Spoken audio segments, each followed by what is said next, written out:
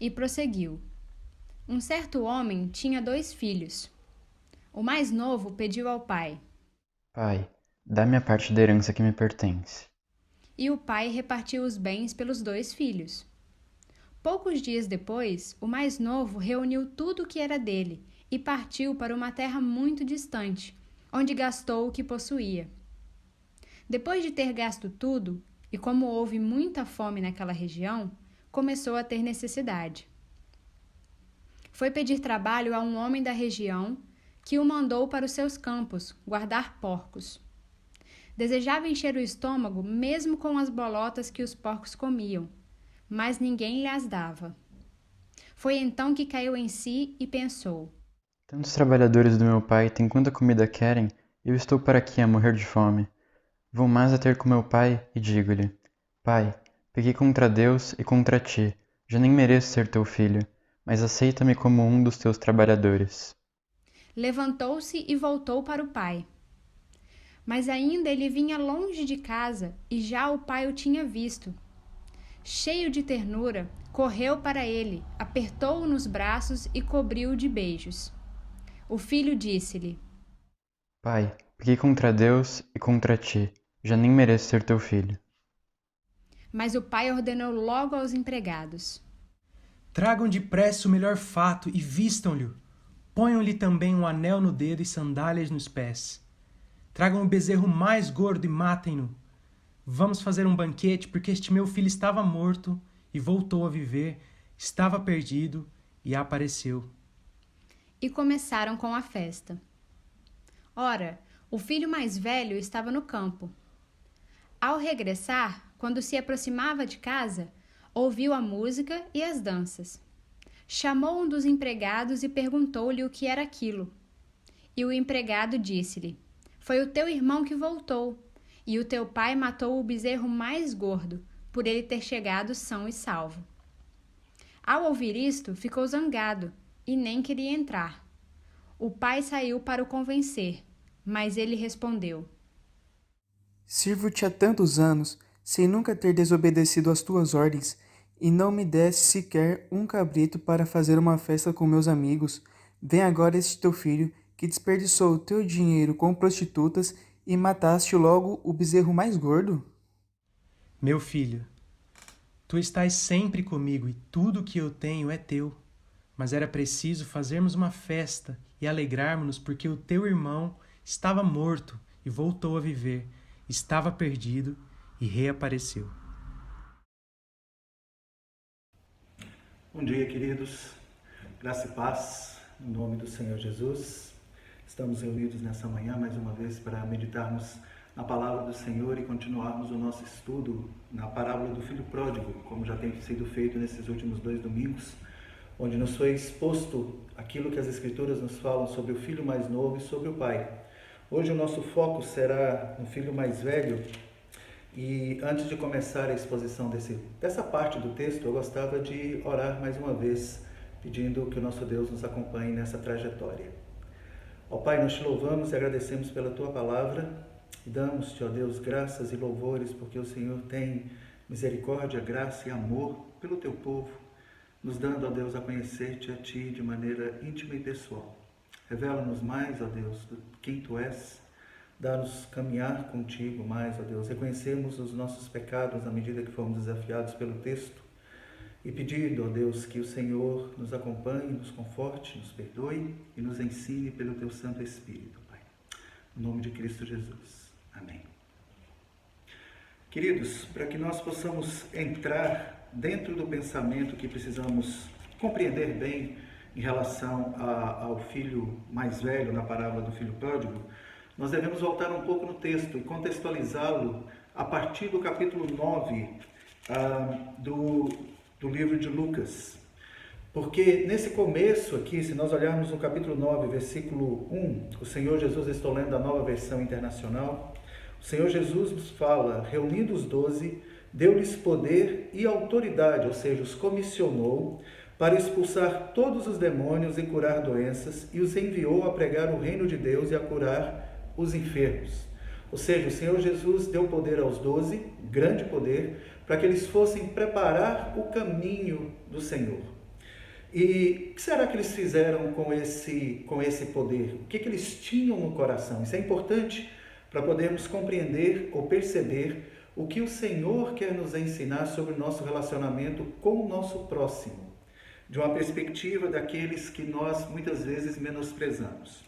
Se nós continuarmos a olhar no capítulo 9 ainda, versículos 51 a 55, o Senhor Jesus vai ser impelido, chamado dele para ir para Jerusalém, para então passar por aquela semana que é chamada de Semana Pascal, que nós antecipamos agora durante esse tempo, que é chamada Quaresma, dentro da tradição cristã de uma maneira geral, só colocando aqui, nos mostra que a maneira como os apóstolos viram o poder não era ainda a maneira como o Senhor Jesus gostava que eles tivessem apropriado desse poder. Versículo 51 diz: aproximando-se o tempo em que seria levado aos céus, Jesus partiu resolutamente em direção a Jerusalém, ou seja, ele subiu para Jerusalém, e enviou mensageiros à sua frente. Indo estes, entraram num povoado samaritano para fazer os preparativos, mas o povo dali não o recebeu, porque se notava que ele se dirigia para Jerusalém. Havia uma inimizade muito grande entre Samaria, que fazia parte do reino do norte, do reino de Israel, na parte antiga da história de Israel, e o reino do sul de Judá. O reino do sul se achava e se detinha como sendo aqueles que tinham a palavra, a aliança, e que tinham sido fiéis a Deus, um pouquinho mais fiéis a Deus durante a história, porque na realidade não foram. E também havia essa animosidade, essa falta de amor por aqueles que eram da mesma origem, na realidade, que era o povo samaritano. Mas o povo dali não recebeu, versículo 53. Então, o que os discípulos, João e Tiago, falaram para fazer com aquele poder que o Senhor Jesus tinha concedido a eles? Ao verem isso, os discípulos Tiago e João perguntaram: Senhor, queres que façamos cair fogo do céu para destruí-los? Eles não pensaram em curar os doentes, em expulsar os demônios, mas eles simplesmente olharam e queriam destruir aquele povo, porque eles achavam que o poder deles era para isso. Se aquele povo não recebeu, então eles teriam que ser descartados, porque era um povo diferente, porque era um povo que não comungava das mesmas coisas que eles. E de certa forma, nesse momento, o que eles veem e falam esse povo não é merecedor das boas novas do Evangelho, não é merecedor da graça do nosso Deus.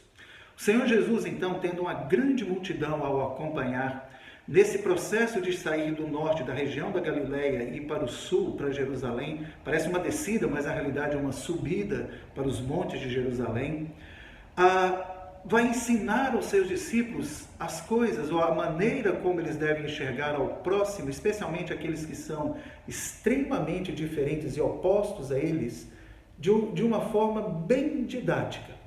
O Senhor Jesus, ele começa dizendo, ainda no versículo 55, mas voltando-se Jesus, os repreendeu, dizendo: vocês não sabem de que espécie de espírito vocês são, pois o Filho do Homem não veio para destruir a vida dos homens, mas para salvá-los. E foram para outro povoado.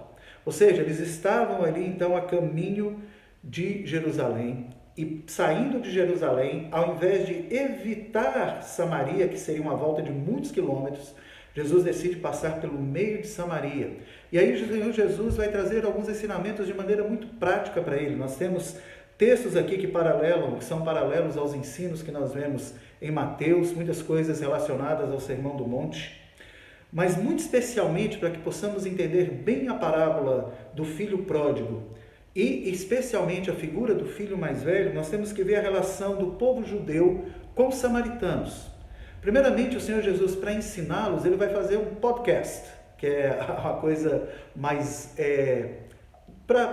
de áudio, de conversa. E o Senhor Jesus, então, os conta uma história, uma parábola, que nós encontramos nos versículos 25 a 37, não vou ler, porque conhecemos bem, mas o título do podcast é O Bom Samaritano versus o Mestre da Lei. O Mestre da Lei, então, ouve essa história, Jesus pergunta e fala da história daquele homem que havia sido roubado, tinha sido ferido, machucado, deixado ao lado da estrada, e contextualizando, passam por ele, então, um pastor, não faz nada, passa por ele um presbítero, ou talvez um diácono, um líder da igreja, que entendia muito da palavra, e também não faz nada, e somente quando vem um samaritano, um homem que era totalmente marginalizado por esses que entendiam muito, mas muito da Bíblia, que eram, na época, os fariseus e os mestres da lei, eles então, ou este homem então, presta ajuda, oferece dos seus bens, cuida deste homem que havia sido roubado.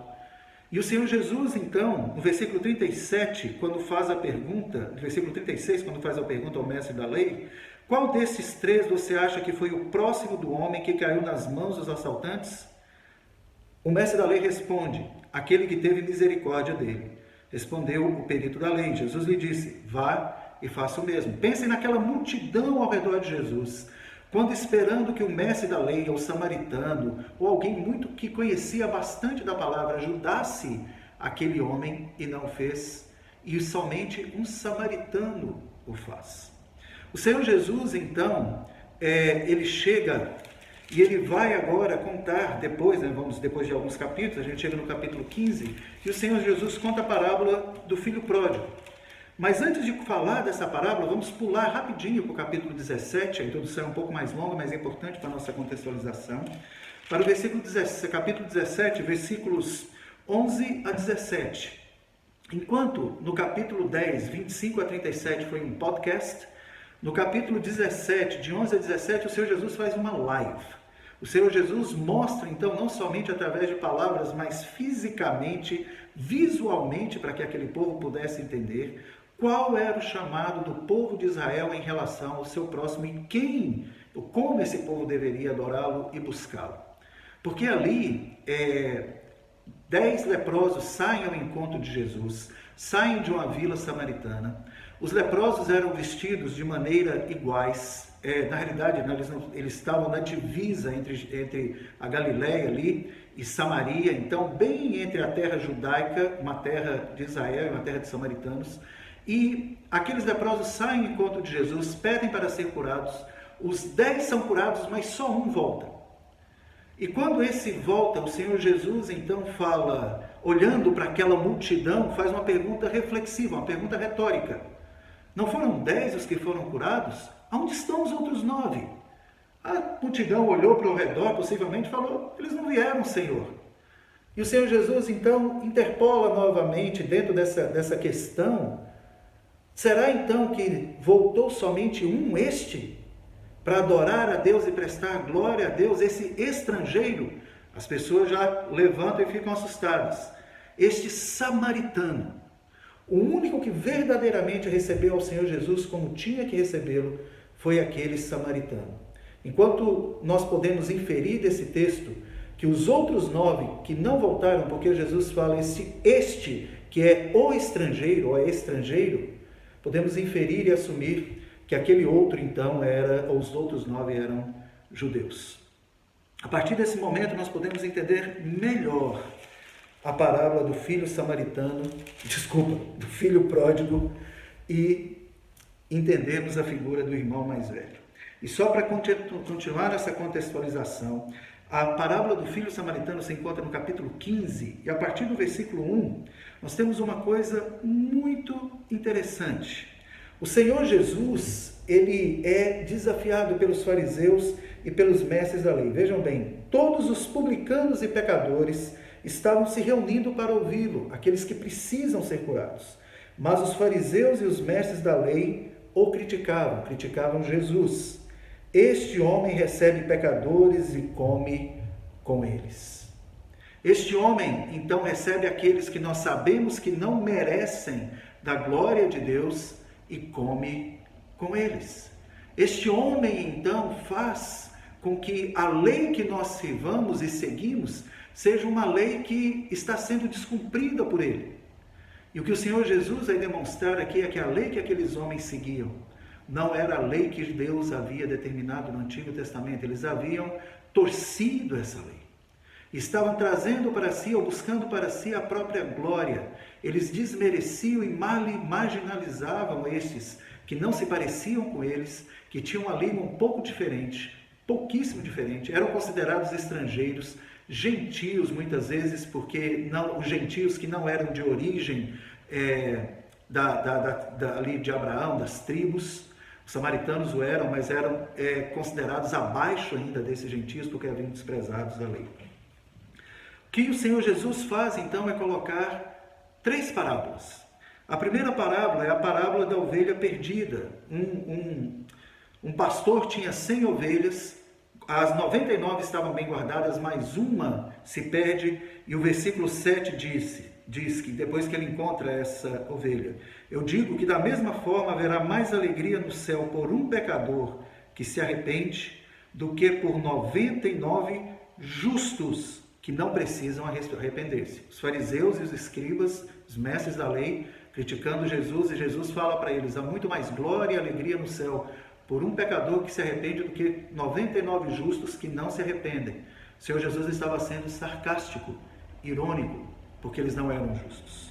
Depois tem a parábola da moeda perdida, onde o Senhor Jesus então fala a mesma coisa, de uma quantidade de moedas perdidas e somente uma moeda perdida, e essa pessoa vai atrás dela, encontra, e ele fala no versículo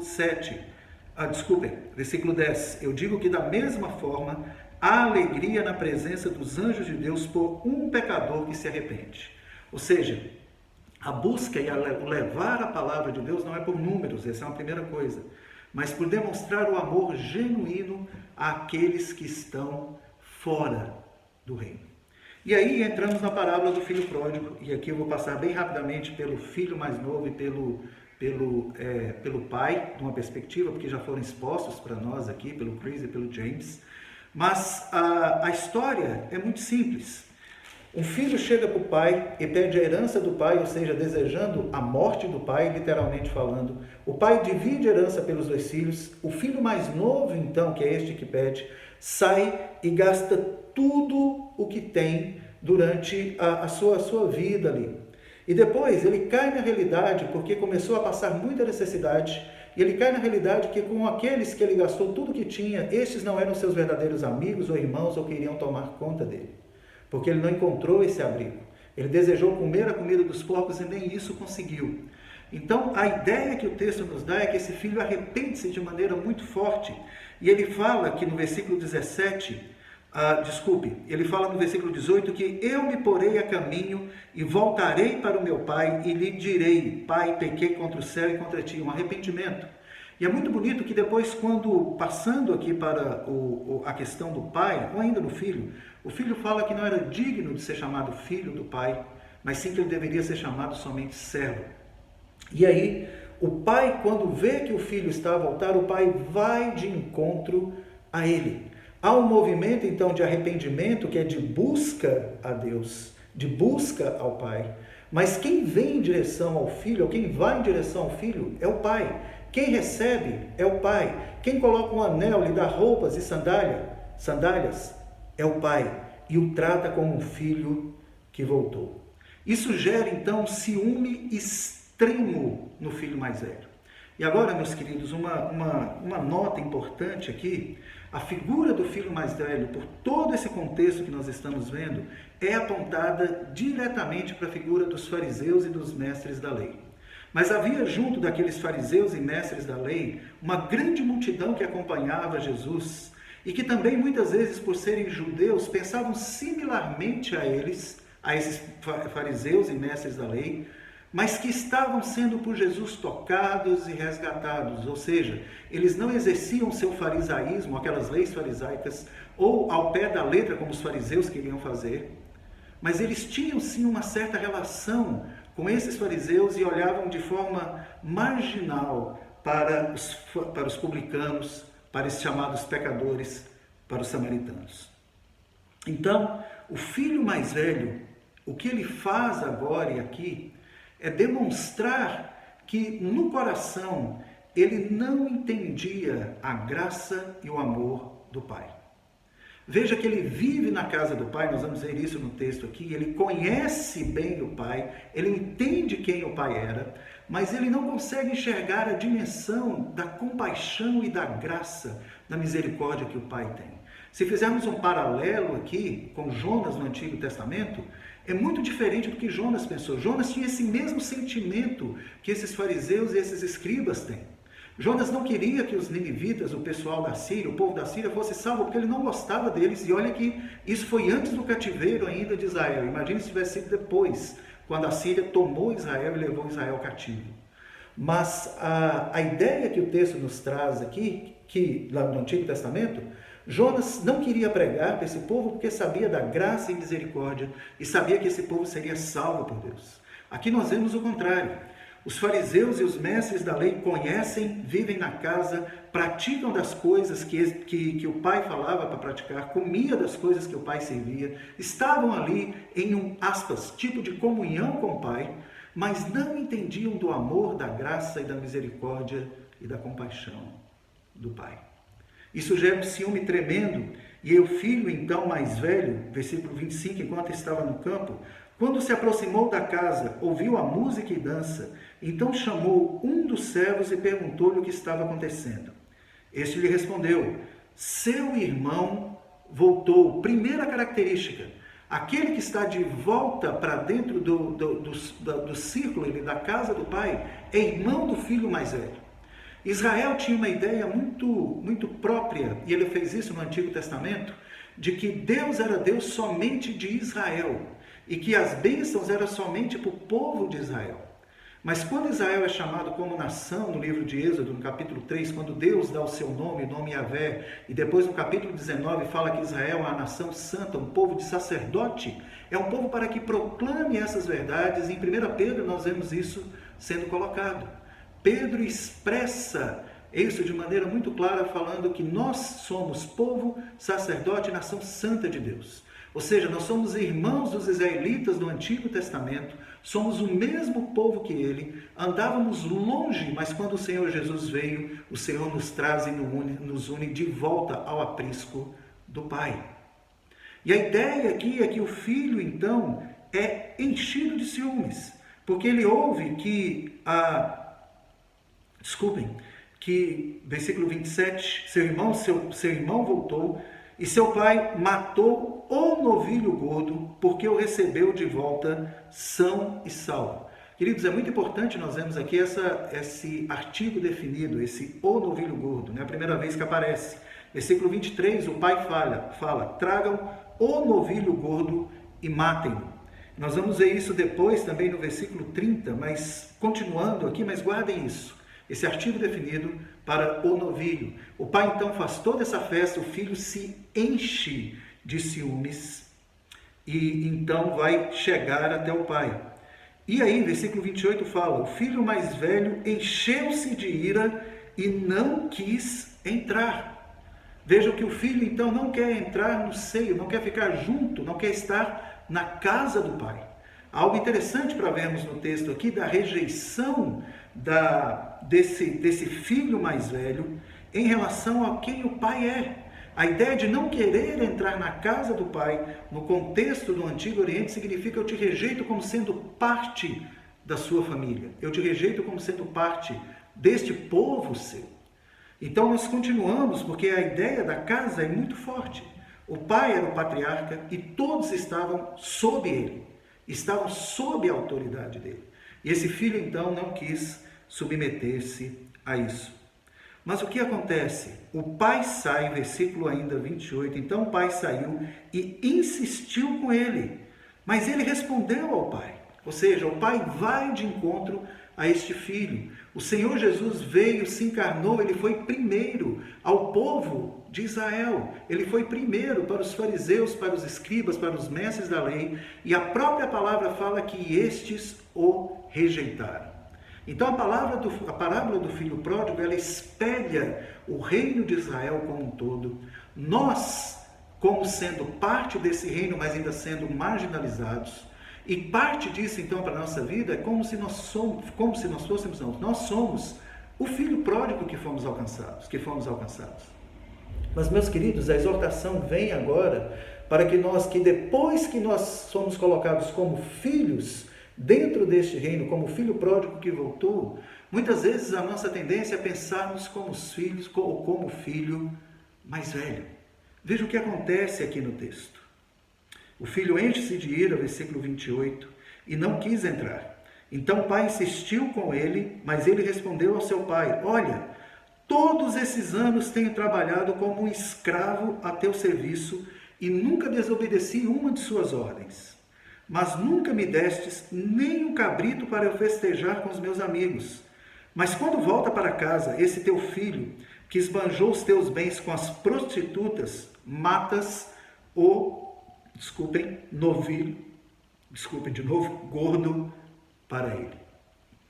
Vejam que a ênfase do filho é que ele sempre foi fiel, que ele sempre seguiu. Vamos traduzir isso para os nossos dias, que ele sempre foi à igreja, que ele sempre entregou o dízimo, que ele sempre cantou todos os cânticos, que ele sempre vestiu adequadamente, que ele tentava cumprir todas as leis, ou que tentamos cumprir todas as leis facilmente, não facilmente, mas tentamos cumprir todas as leis fielmente.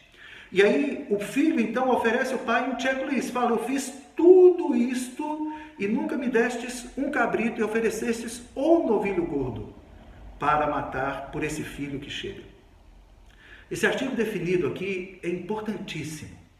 O novilho gordo era aquele que era separado para que fosse oferecido a Deus. Era o sacrifício que era dado porque o Senhor exigia que as primícias da criação, o melhor da criação, os primogênitos fossem oferecidos a Ele. E o que acontecia então, aqui é que o filho olhando diz: este que era para ser oferecido nesse sacrifício especial a Deus, oferecestes pelo seu filho ou para o seu filho. Há um paralelo muito grande, porque esse sacrifício era um sacrifício feito durante toda a etapa do Antigo Testamento e que se traduzia naquele chamado de sacrifício pacífico, ou oferta pacífica, que um desses tipos de oferta que nós conhecemos bem é que está a chegar agora daqui uns dias, que é a Páscoa, a morte de um cordeiro. Mas esse novilho fazia parte também, e este sacrifício, então, parte dele era oferecido de volta para o povo. Para quem oferecia o sacrifício? Para que esse povo pudesse partilhar dessa bênção, dessa comida gostosa. Em outras palavras, se a gente pudesse dizer, desse churrasco maravilhoso pela festa de comunhão, de um filho voltar a ter comunhão com o Pai. A nossa comunhão como filhos foi quebrada há milhares de anos atrás em Adão e Eva. Todos nós somos filhos de Deus em Adão e Eva, mas quando essa aliança é quebrada por nós em Adão e Eva, nós perdemos esse status de filho e passamos a ser gentios, samaritanos, pecadores, passamos a ser aqueles menosprezados por aqueles que se conhecem mais ou conhecem mais. Mas há um momento na história em que o Senhor Jesus nos resgata, que o Senhor Jesus os traz para si. E a partir daí nós somos um filho que retorna. E em outras palavras, talvez nunca tenhamos perdido simplesmente a graça de sermos filhos, mas tenhamos um status de não sermos o filho daquele que recebe a graça naquele momento. O que eu quero dizer, em outras palavras, é que andávamos longe do Senhor Jesus. Mas aí somos chamados e colocados com Ele. E uma vez colocado com eles, meus irmãos, o que eu gostava de trazer agora, para concluir nessa manhã, em termos de aplicação para esse texto, é algo que nós precisamos entender muito claramente e observarmos na nossa vida. Nós não somos melhores do que aqueles que estão lá fora.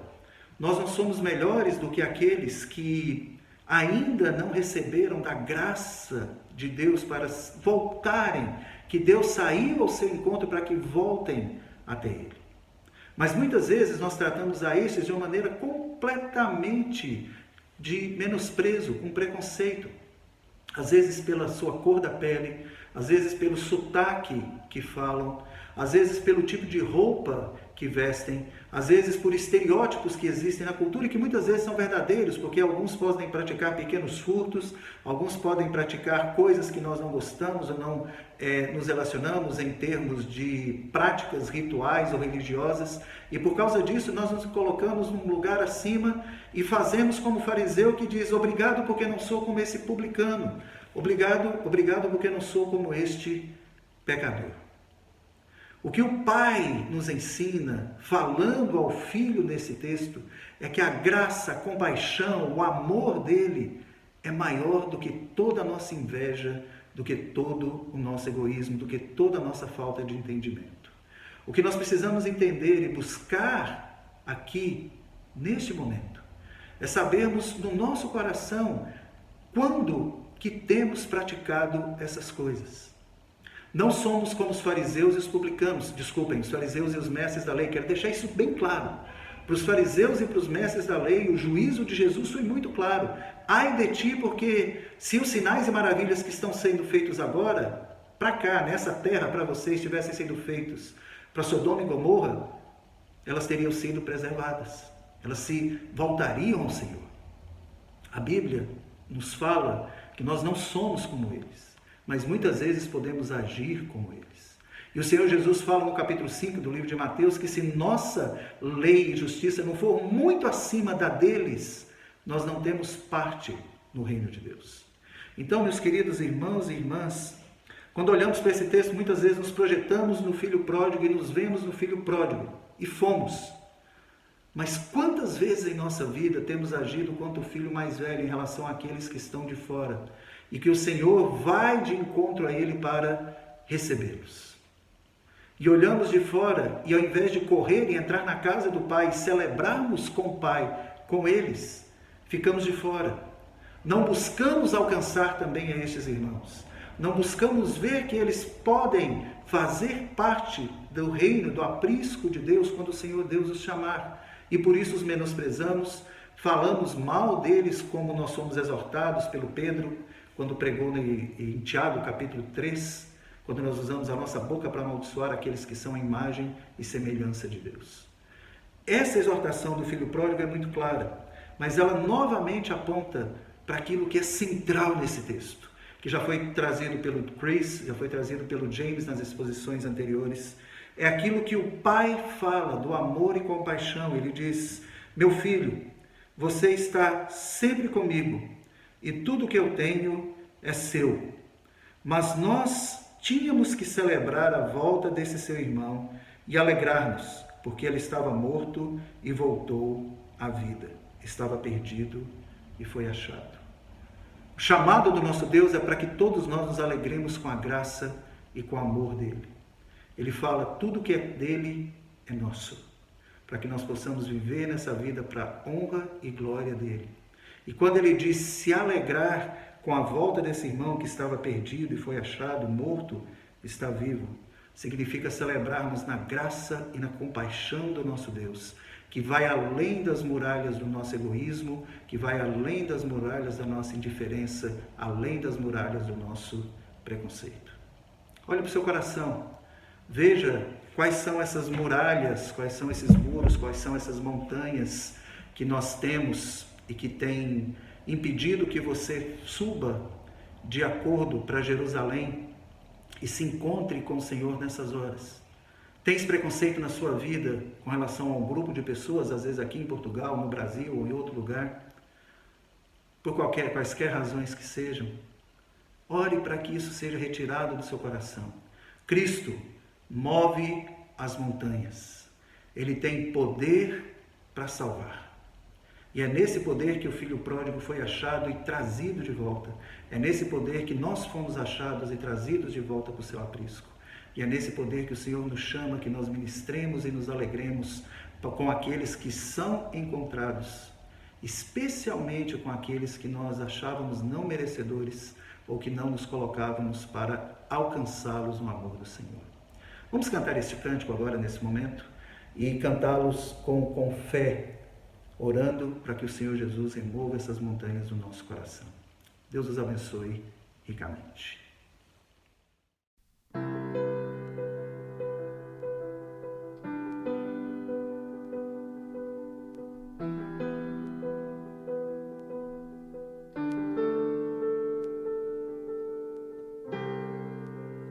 Todos necessitam de um amor perfeito, perdão e compaixão.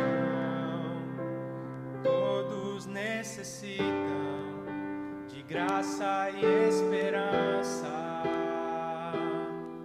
do Deus que salva.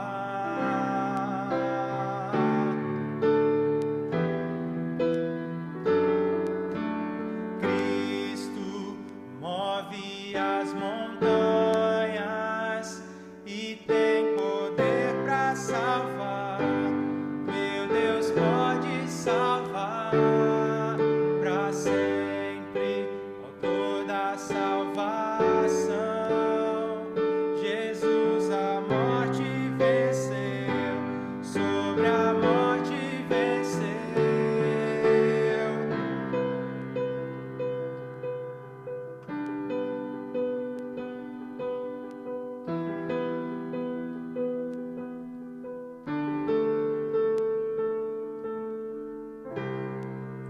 Me aceitas com os meus medos, falhas e temores. Enche meu viver, a minha vida entrego pra seguir teus passos. A ti me rendo.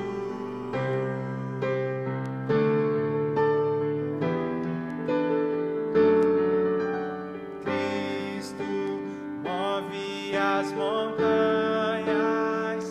e tem poder para salvar.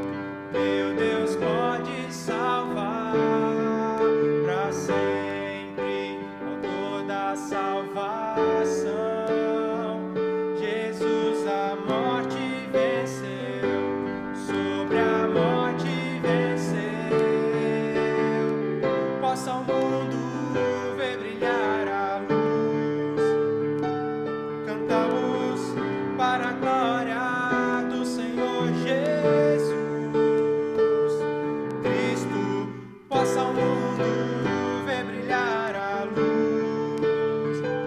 Cantamos para a glória do Senhor Jesus. Cristo move as montanhas e tem poder para salvar. Meu Deus pode salvar para sempre, autor da salvação. Jesus a morte venceu, sobre a morte venceu. Cristo move as montanhas